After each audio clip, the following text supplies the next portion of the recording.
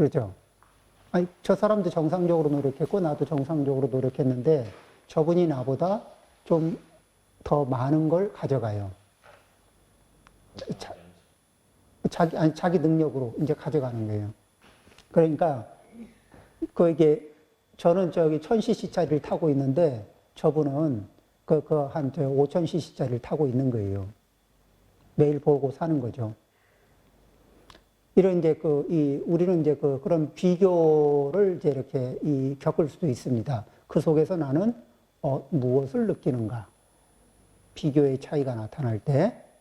그 다음에 또 술을 드시는 분은 술집 앞을 지나갈 때 다른 사람은 술에 취미가 없는 사람은요, 술집 앞을 100번을 지나가도 술집이 잡아 당기질 않습니다. 그런데 알코올 중독기가 있는 분이나 술에 굉장히 취미가 있는 분은 그 술집이 굉장히 강력하게 잡아 당깁니다. 그렇죠? 나는 내가 생활하는 사이에는 무엇이 나를 강력하게 잡아 당기는가?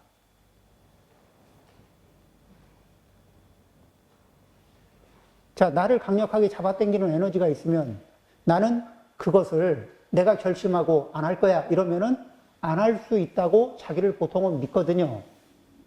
그런데 그렇게 강력하게 잡아 당기는 에너지가 있다면은 뭐죠? 그 환경 속에서 내가 내 정신을 차리고 내 의지를 발휘할 수 있는 시간이 그렇게 길지 않더라는 거죠.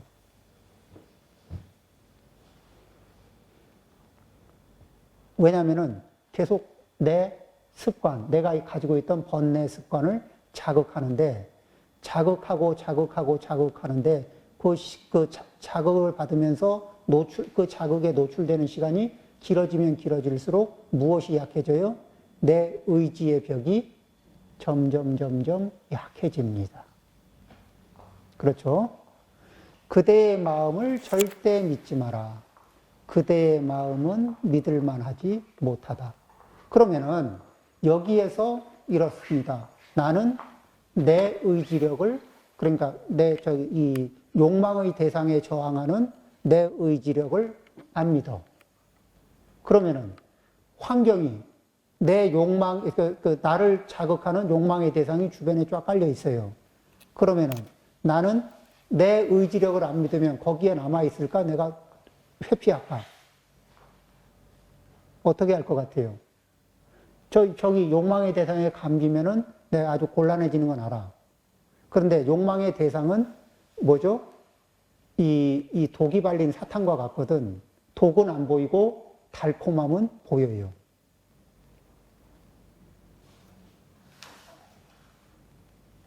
요즘 말로 치면은 어떤 거냐면은 이렇게 이제 차가 있잖아요. 우리는 이를 보면은 차가 맛도 있고 이 모양도 있고 다 좋거든. 그런데 과학자 중에서 이제 화학적으로 이게 내용을 분석할 수 있는 분들이 있다고요. 그래서 보니까 여기에는 이제 요거는 비유입니다. 이 차가 그렇다는 게 아니고 이 차 안에 이게 일정 몇 퍼센트의 독성 물질이 함유되어 있습니다. 한 번에는 끄떡없지만은 여러 번 마시면은 이렇게 상할 수가 있습니다. 뭐 이럴 수 있잖아요. 어딘가 상할 수 있습니다. 그런데 그런 것들은 눈에 안 보여요. 고통의 특징입니다. 우리의 감각에는 안 잡히는 고통을 유발시킬 수 있는 고통의 특징들인 거예요. 그러죠? 지혜가 있다면 뭘 봐요? 그런 고통의 특징이 내포되어 있으면 그것들을 조심하는 거예요. 그런 고통의 특징들을 조심하는 겁니다. 자, 어쨌든 간에 이렇게 해서 이제 그러면은 자, 내가 내 의지력을 잘 안 믿으면은 내 몸버릇은 내가 조심하지 않으면은 사고 친다. 이렇게 인정하나? 자, 근데 내가 내 의지력을 믿으면 나는 내 신업을 언제든지 컨트롤할 수 있어. 부업을 컨트롤할 수 있어. 믿거든요. 믿는데 됩니까? 믿어봐도 사고치고. 안 믿으면 어떻게 돼요? 이게 좀 내가 좀 의지력의 한계가 어느 정도라는 걸 알아요. 그런데 이 환경이 일정 수준 이상을 넘어오고 있습니다. 나는 어떻게 해야 될까? 상황을, 자리를 피하든가, 대상을 비키게, 그죠? 이걸 선택해야 되는 거예요. 그러면 냉정한 것 같죠? 그런데, 그래서 그 다음 얘기가 뭐냐? 성적, 그 중에서도 굉장히 끈질기게, 이렇게 꺼진 불도 다시 보자. 꺼졌나 싶으면 다시 피어나고, 꺼졌나 싶으면 다시 피어나는 이게 성적 욕망의 대상. 이 성적 욕망의 대상이 되는 거는 내가 그 에너지를 일으켜도 대상이 되는 거고, 상대가 내 에너지를 자극하면서 들어와도 그 대상이 되는 겁니다. 그러겠죠? 또 쌍방이 그렇게 해도 그 대상이 되는 거예요. 그런데 그 중에서 이제 그 사람의 신분이 그 출가자냐 아니면 재가자냐에 따라서 불음이냐 불사음이냐 이런 차이가 있는 거죠. 근데 이 에너지는 뭐냐면은 이렇습니다. 이 에너지는 요거는 대표적인 에너지예요. 그러니까 이 욕계에서 가지고 있는 아주 대표적인 에너지인데 이 에너지 하나에 뚫리잖아요. 그러면은 그 다음에 이 에너지에 한 방 뚫려가지고 그러고 나면은 그 다음에 뭐가 필요해요? 재산도 필요하고. 그 다음에 명예도 필요하고. 그러죠? 뭐 이게 이제 점점 이제 이 관계를 유지하기 위해서 필요한 여러 가지 이 욕망이 점점 같이 이게 자라나는 거예요. 더 필요하고 더 많이.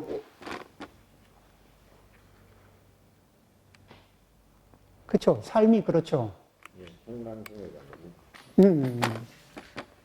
그래서 성적 욕망의 대상과는 그거는 그렇게 재가자냐 출가자냐에 따라서 그 대상이 달라진다는 거예요. 절대 같이 있지 마라. 그렇죠. 왜?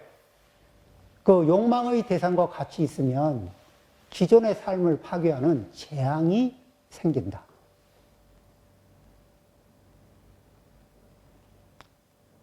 뭐 그거는 뭐 이렇게 말할 것도 없지, 그죠?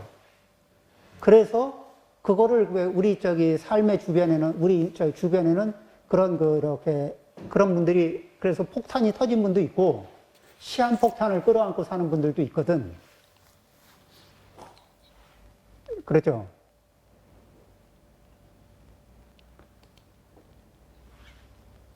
그리고 누가 그러대요. 처음에는 다른 사람을 만나면 좋을 줄 알았답니다. 이쪽에서, 그러니까, 그런데 두 번째 만나고 세 번째 만나면은 뭔가 자기의 가지고 있던 문제가 풀릴 줄 알았는데, 풀릴 것 같은 거는 잠시 착각이고, 그 다음에 이제 관리 영역만 많이 늘어났다 그러대요.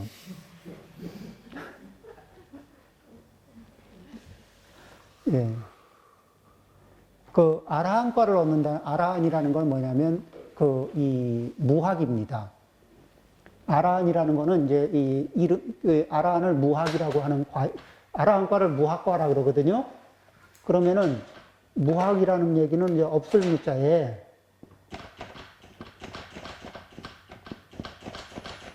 배울 학자.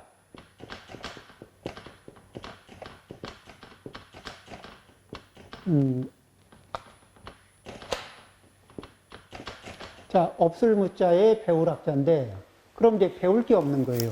무엇과 관련해서? 번뇌를 끊어내는 것과 관련해서. 번뇌라는 거는, 이게 번뇌라는 거는 뭐냐면, 우리의 삶을, 고통을 확대 재생산할 수 있는, 이게 특징을 가지고 있는 거예요. 그러니까 우리의, 나한테, 이 고통을 확대 재생산하도록. 그러면은 여기 양다리 걸치고 세 다리 걸치면 재밌잖아요. 재밌죠. 그런데 결과는 어떻게 되느냐. 고통이 확대 재생산됩니다. 그러죠? 이 부처님의 이 설법의 목적은 1차적으로는 무엇이냐? 이고등락입니다. 이고등락은 뭐죠? 괴로움을 버리고 이게 행복을 얻을 수 있게 하는 건데, 그런데 고통을 확대 재생산할 수 있는 그런 인자, 번뇌를 우리는 보호합니다. 내 탐욕을 보호하고, 내 분노심을 보호하고, 내 교만심을 보호하고 싶고. 그렇죠? 이게 보호해요. 번뇌를 보호하는 마음을 일으키는 건 중생이고, 이제 그 번뇌가 뭐죠? 독성 물질을 품고 있다. 그래서 고통을 확대 재생산하는 그런 특징을 끌어안고 있다. 이것을 정확하게 바라볼 때 무엇이라고 얘기하냐면은 고재를 본다. 고집멸도, 사재 중에서 고재를 보는 것이죠. 그래서 그게 고통을 확대 재생산하는 특징이 있는 그 번뇌들의 특징과 작용을 꿰뚫어 보는 것은 고재를 보는 거고. 자, 그래서 그 원인들을 보는 거는 집재를 보는 거죠.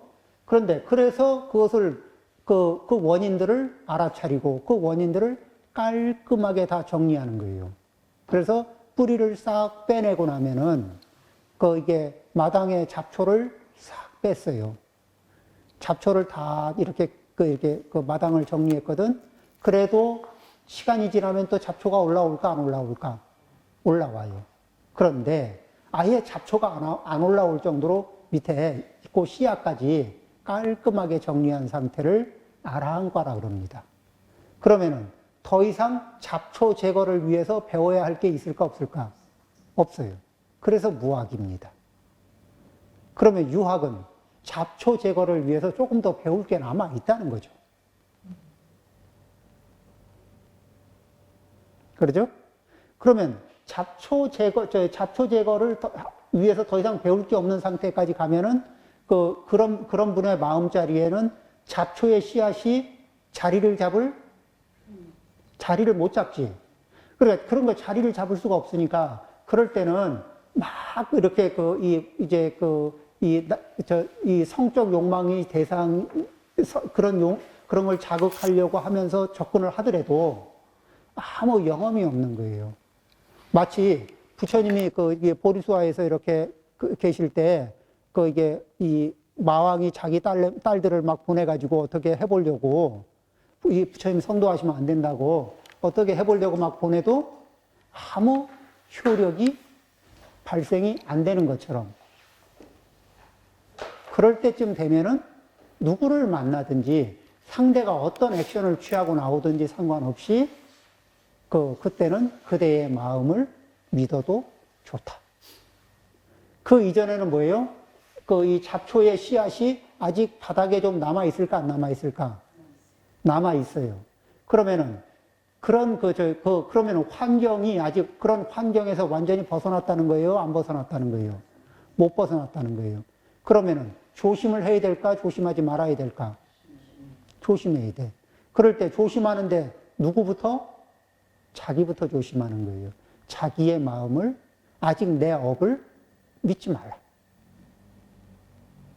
나는 이 씨앗이 남아있으면은 언제든지 방심하는 순간에 유혹에, 번뇌의 유혹에 넘어갈 수도 있다. 조심하자. 맞습니까? 아닙니까? 그렇죠. 부처님 말씀은 이렇게 언제든지 정확해요. 근데 선생님, 혹시 스님이 지금까지 아라한과에 도달한 분을 보신 적 있습니까?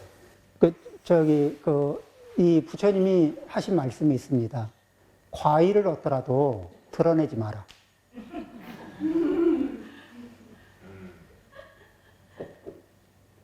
이 과일은 자랑할 일이 아니고 삶으로 표현하는 건 상관없어요. 그러니까 뭐냐면은 아라한 과일을 얻은 분이 번뇌가 없는 상태에서 생활하면서 이렇게 삶으로 보여주고, 그리고 이제 이렇게 번뇌를 어떻게 없애면 됩니까? 하면 이렇게 없애면 됩니다. 이렇게 설명하는, 누가 가르침을 청할 때 설명하고, 그렇죠. 그 다음에 이런 것들은, 그런 것들은 다 돼요. 그런데 내가 아라한가를 얻었다. 사람들은요, 이 불법은 이 경계를 넘겨줘야 되거든. 그러니까 그 같은, 이게 그런, 수행의 경지를 통해서 이렇게 그런 걸 통해서 이렇게 경지를 높여주는 쪽으로 가야 되는데, 그런데 누가 어떤 과일을 얻었다 이러면은 사람들은 그 사람하고 친하면서 자기는 업그레이드를 안 하면서 누구하고 친하기 때문에 자기가 굉장히 이렇게 이게 동일시하는 거 있잖아요. 업그레이드는 안 하고 동일시하면서 또 이렇게 하는 마음자리들이 있거든. 그 아무 도움도 안 되는데 거기에 매몰돼요.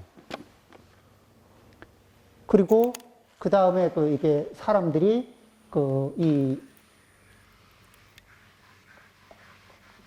한쪽으로 이렇게 해야 할 일을 하지 않고 마음을 엉뚱한데 기울이면서 편중되는 그런 특징들, 부작용이 발생돼요. 그래서 부처님이 아예 율장에다 못을 박았습니다. 하지 마라. 율장, 스님들 생활 규칙이잖아요.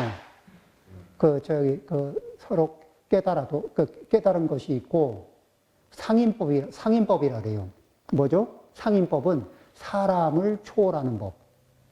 보통 사람의 경지를 초월하는 법이니까 궁극의 경지가 아니더라도, 이렇게 상인법에는 깨달음까지도 포함돼요. 그렇더라도 그런 걸 얻은 분이라도 자기의 경지를 드러내지 마라. 드러내면은 이 스님들 속에, 그러니까 그런 경지에, 같은 경지에 있는 사람들끼리는 그걸 얘기가 가능한데, 그렇지 않은 사람들한테 그런 걸 얘기하면은 대중참여를 해야 됩니다. 그래서 그 금지를 하고 있어요. 그 부작용 때문에 그렇습니다. 자, 한번 다시 읽어보겠습니다. 28번째 장입니다. 부처님께서 말씀하셨다. 그대의 마음을 절대 믿지 말라. 그대의 마음은 믿을 만하지 못하다. 성적 욕망의 대상과는 절대 같이 있지 마라. 욕망의 대상과 같이 있으면 재앙이 생긴다. 아라한가를 얻고 난 이후라면 그대의 마음을 믿어도 좋다. 그렇죠. 그러니까 이 성적 욕망의 대상은 어떤 특정한 사람이 성적 욕망의 대상이 되는 게 아니고 그 사이에 이게 그때 번뇌가 작동되는 관계냐 아니냐거든. 그렇죠. 그 번뇌 에너지가 작동하고 있으면은 그러면 이제 맞는 거예요. 그죠? 그럴 때는 어떻게 한다? 이 부작용을, 이게 고통이 확대 재생산되는 조건을 피해라. 이런 말씀이죠. 10분 쉬겠습니다.